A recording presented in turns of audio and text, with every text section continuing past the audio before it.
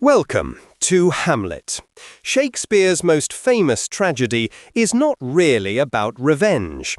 It is about what happens when you cannot stop thinking, when the weight of knowing makes it impossible to move.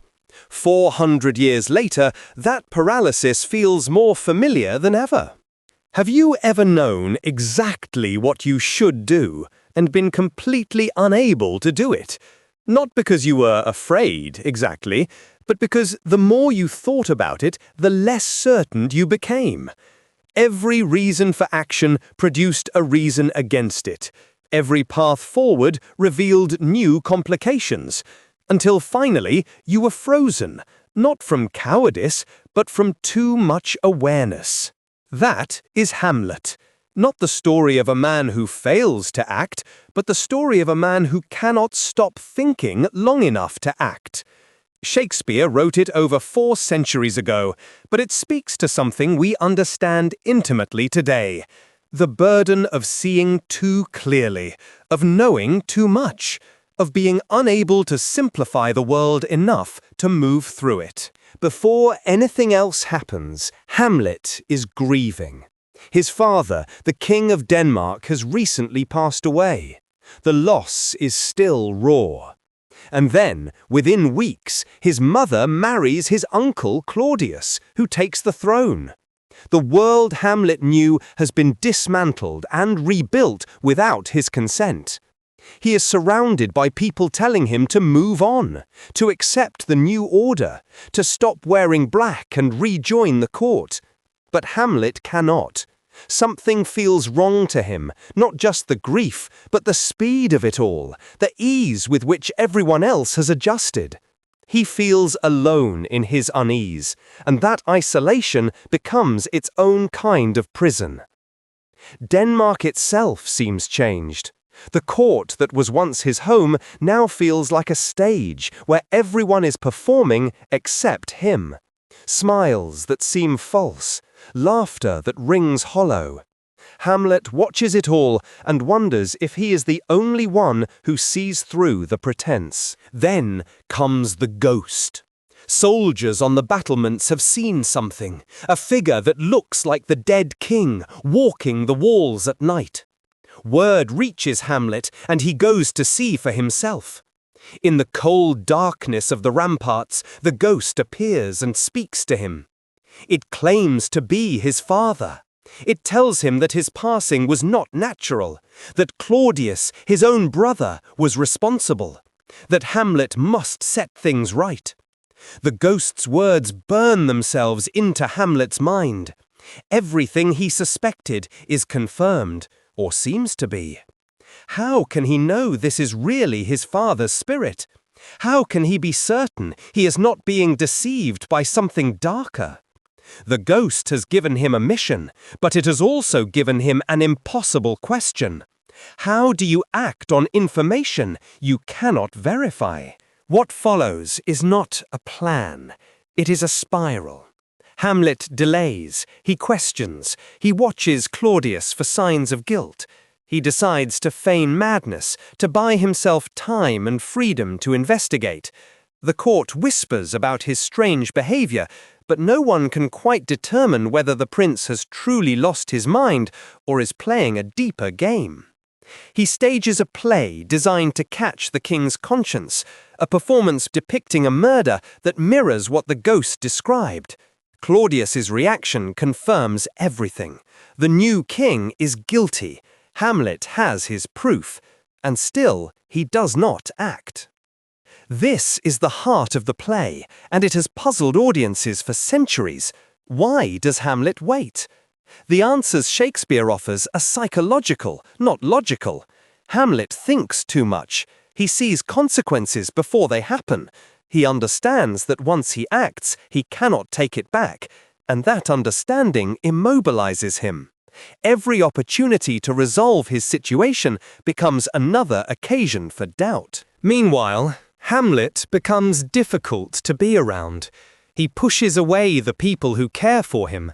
Ophelia, a young woman he once loved, becomes collateral damage in his emotional withdrawal.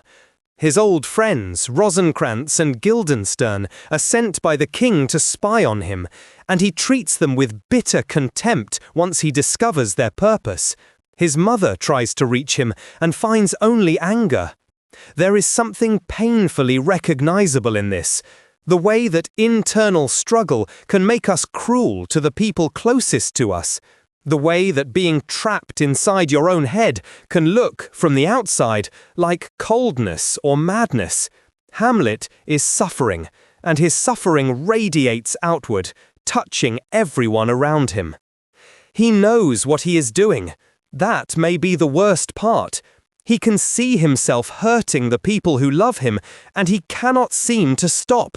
The awareness that should help him becomes another source of anguish. The most famous moment in the play is a question: to be or not to be.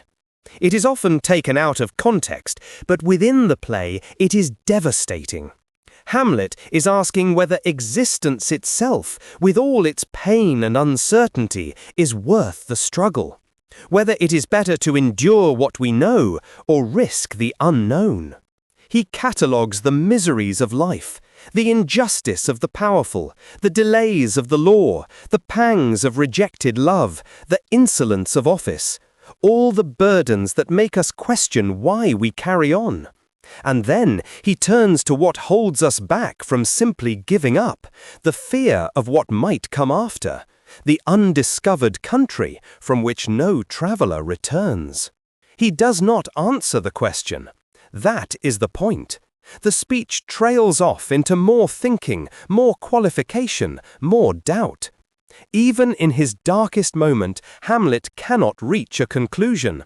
The machinery of his mind will not stop running long enough to let him rest. The consequences of Hamlet's delay accumulate slowly, then all at once. Polonius, the king's advisor and Ophelia's father, is caught behind a curtain during a confrontation between Hamlet and his mother. Hamlet, hearing movement and believing it to be Claudius, acts at last, but strikes the wrong man. The one time he moves without thinking, he makes everything worse. Ophelia, abandoned by Hamlet and now grieving her father, loses her hold on reality. Her gentle unravelling is one of the play's most painful threads, a reminder that Hamlet's paralysis does not exist in isolation. His inability to resolve his own situation creates ripples that destroy the innocent. And her brother Laertes returns from abroad, burning for revenge. Unlike Hamlet, Laertes does not hesitate. He does not question. He wants blood, and he will have it. The contrast between the two young men is deliberate. Shakespeare shows us what action without thought looks like, and it is no better than thought without action. The ending comes swiftly, propelled by a scheme that Claudius and Laertes devised together, a fencing match, a poisoned blade, a poisoned cup. The trap is set for Hamlet, but in the chaos of the final scene, nothing goes as planned. The poison spreads to unintended victims. Secrets spill out at last. Shakespeare does not let us dwell on the final moments. The stage fills with consequence and then empties. What remains is silence and the sense that something has ended that could have gone differently. Not through better choices necessarily, but through less thinking, through the ability to act before certainty was reached. A minor character, Fortinbras, Prince of Norway, arrives to find the Danish court in ruins. He is a man of action, unburdened by Hamlet's intelligence. He has been marching toward conquest, while Hamlet has been marching in circles inside his own mind. Fortinbras will take the throne. Denmark will continue. Life, as it always does, moves on past the tragedy it has produced. He orders that Hamlet be carried out like a soldier, with honor. It is a strange tribute to a man who could never quite become the soldier he was expected to be.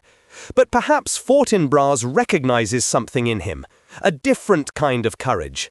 The courage to keep thinking, even when thinking brought no comfort. Why does Hamlet still matter? Why do we keep returning to this story of a young man who could not make up his mind? Perhaps because we recognize ourselves in him more than we would like to admit. We live in an age of information. We know more than any generation before us, and that knowledge often leads not to clarity, but to paralysis. We see the complexity of every situation. We understand that actions have consequences we cannot predict. We are aware, sometimes painfully aware, that certainty is an illusion. And so we hesitate. We research. We weigh options. We think and think and think. And sometimes the moment for action passes while we are still thinking. Every scroll through endless options when we cannot choose. Every decision deferred because we need more information. Every opportunity lost to analysis. Hamlet knew this feeling before we had words for it. Hamlet is not a cautionary tale about thinking too much. Shakespeare is not telling us to be less intelligent, less aware, less careful. He is showing us the cost of a certain kind of consciousness, the kind that sees all sides, that cannot simplify, that feels the weight of every choice. There is no solution offered, no neat lesson about when to think and when to act. Only the recognition that this is what it feels like to be caught between knowing and doing, that some people are built this way, and that their suffering is real, even when it seems self-created. In the end, perhaps what Hamlet offers us is company.